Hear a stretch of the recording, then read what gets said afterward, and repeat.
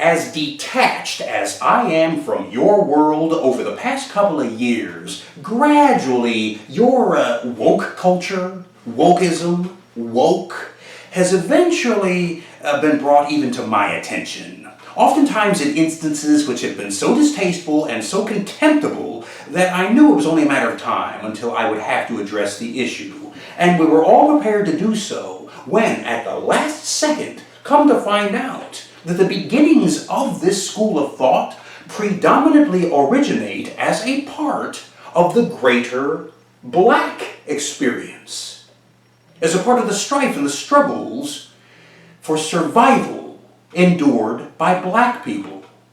And as such, the legitimacy of it speaks for itself. It really does not get much more valid than that.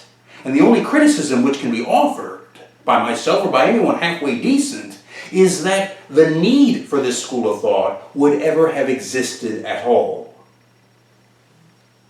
That the injustices which were dumped upon black people ever transpired in the first place. That the need for this school of thought was ever necessary. That is my sole and single criticism. However, as I am sure you are aware by now, somewhere along the way something went wrong. Because over the years, other groups, dozens, perhaps even hundreds, most of which are white, they inappropriately appropriated that school of thought. They latched onto it and they made it their own by machinating, maneuvering, manipulating, twisting, contorting, and ultimately mutating it to fit the template of their own private agendas. Agendas at the center of which I'm sure you know what you will find. A militant and vigilant civic watchdog, busily and eagerly policing and proctoring absolutely everybody and everything. And any time anyone says or does anything which is not in perfect keeping with, in precise alignment with the unimaginable, and by the way, unimaginative, confiscated worldview which they have foisted upon the entire universe, well then, that individual has identified themselves as an enemy. And as an enemy, they must be renounced and denounced. They must be criticized, confronted, condemned, and, como se dice, cancelled. Yes, I think you know the anti-phenomenon. And what is so unphenomenal about this is that, not merely content with today, with the present, if they can't find something to utilize in the here and now, they will start borrowing from history by burrowing into the past. And they will go as far back as needs be in order to find something, anything at all, that they can use against you. It doesn't matter what it is. A speck of dirt, a dust mote, a piece of lint. But whatever it is, a semicolon, a hyphen, an asterisk, whatever this minuscule footnote happens to be, they'll find it, and they'll dredge it up and expose it to the whole world in order to destroy you any which way that they can. You and your reputation and your life. As I say, I'm fairly certain you have borne witness to this in recent years. Now, what is furthermore so curious about all of this is that, well, not unlike Scientologists, these specimen, they don't want to talk about anything. They want to assert their stance and have it stand and remain unquestioned. Unquestioned. They don't invite the questions. They don't want to talk about it. They don't want any discussion, any discourse, and they certainly don't want any arguments or debates. They want to come out, make their little punk-ass pot shots like a sniper, and then retreat to what they believe is the safety which exists in the anonymity behind their computer screen. I think you know the type. All the while, they consistently overlook the essentials which go with history, extraneous circumstances, previously existing conditions, personalities and motivations, and above all, they overlook their utilization of the privilege of hindsight, of casting judgment on yesterday from the pretty, perfect position of omnipresent omniscience, the judgmentalism of oversight of hindsight.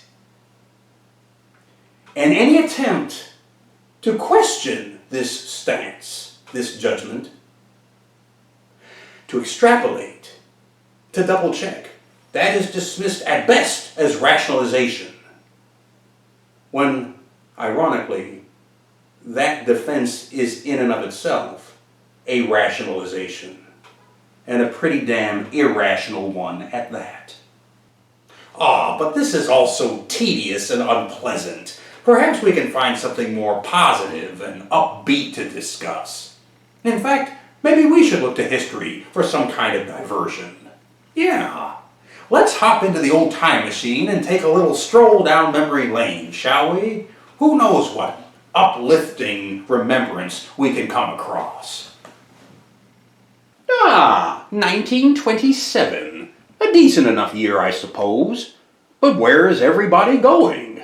There must be a great big party underway somewhere, to judge by this crowd. Oh, wait a minute.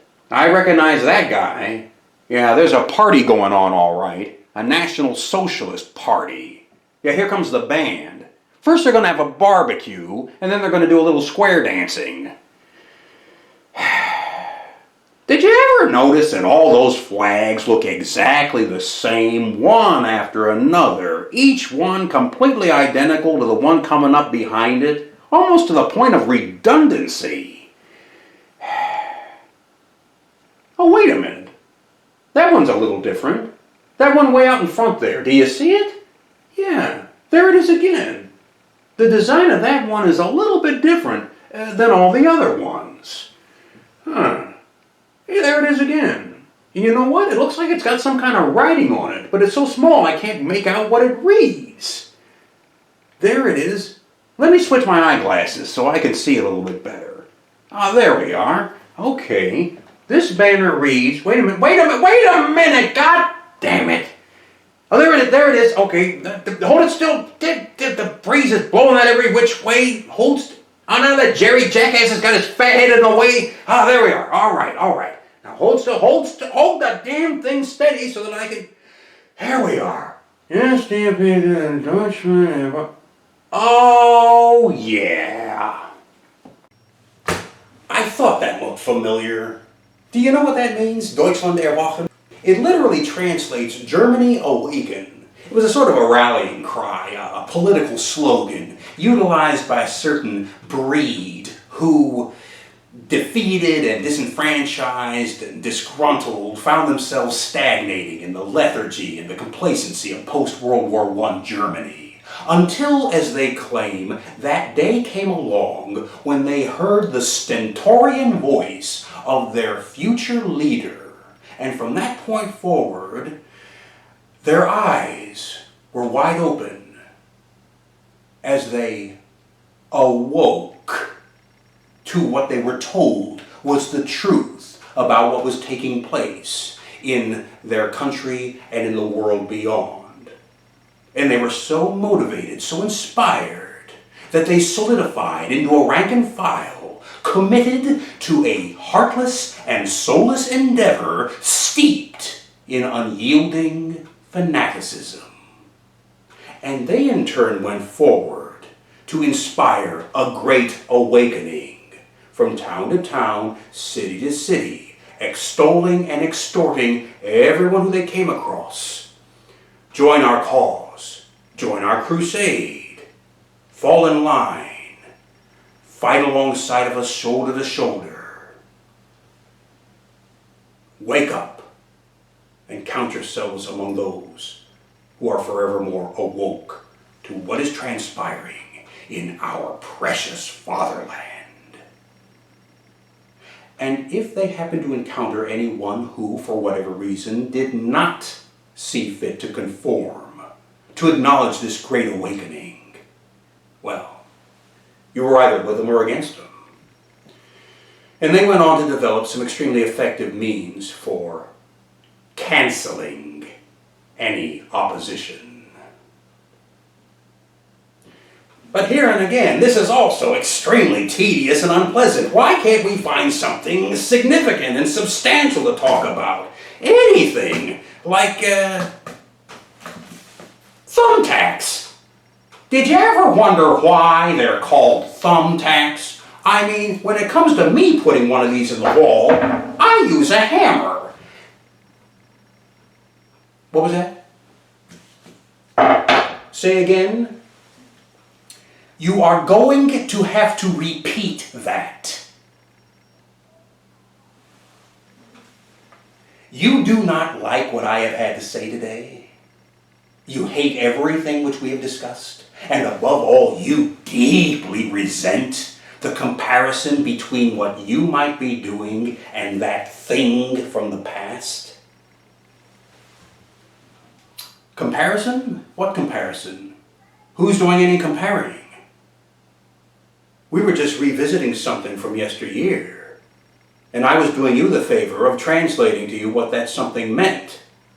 Have you forgotten already? It was just a few minutes ago. Roll that footage again, will you? Ah, there we are. Do you see that crowd standing there? Do you see that thing on a stick? And for those of you who are literate, do you see those squiggly lines? Do you recognize those as letters that are forming words? Those words read, Deutschland erwachen, and that translates into Germany awaken. If you do not believe me, all you have to do is take yourself down to any university, and you walk up to any Heine history professor and you ask him. And unless he's going to be lying through his upper plate, he's going to confirm that that's what that means. And he's going to go on to explain the significance of that phrase. But while we're on the topic which you've broached of comparisons, if you do not want for whatever it is that you are doing to be compared with that, then pray do not make yourselves comparable to that. If you do not want to be compared to that, then in your actions, words, attitudes, and deeds, do not make yourselves comparable to that. If you don't want a comparison to exist, then do not lay the groundworks for a comparison. You are so sanctimoniously hell-bent on not placing yourselves on the wrong side of history tomorrow that you have lost sight of what you are saying and doing in the here and the now of today. You might just want to wake up to the reality of that.